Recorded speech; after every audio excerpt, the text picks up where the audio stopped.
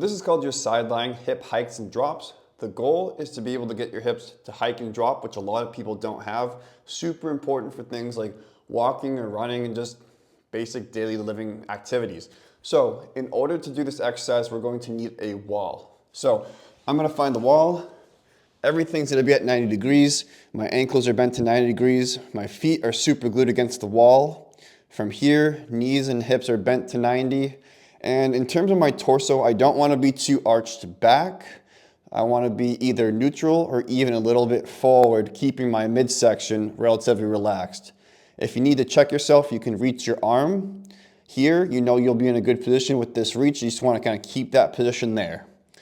From here, we're gonna focus on what our hips are doing. So this is the hiking and dropping. So the first thing I'm gonna do is I'm gonna think about bringing my pelvis down to my top pelvis, down to the wall.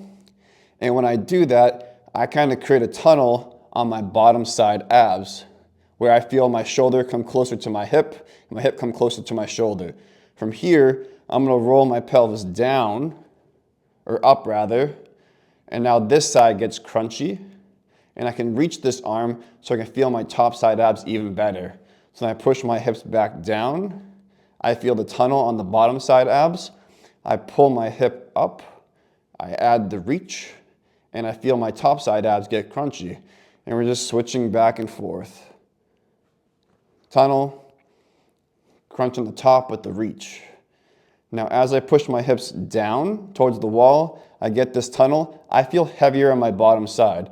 As I pull my hips up, and with the reach, I feel my bottom hip, but more towards the top of it. Pull myself down, I feel bottom hip more towards the lower aspect of it, and I'm reaching. And always just think about, what's my hip doing here? We're trying to get the intention of movement from the pelvis. The shoulders will follow, but we want to make sure that we have good mobility through our pelvis. That's how it's done.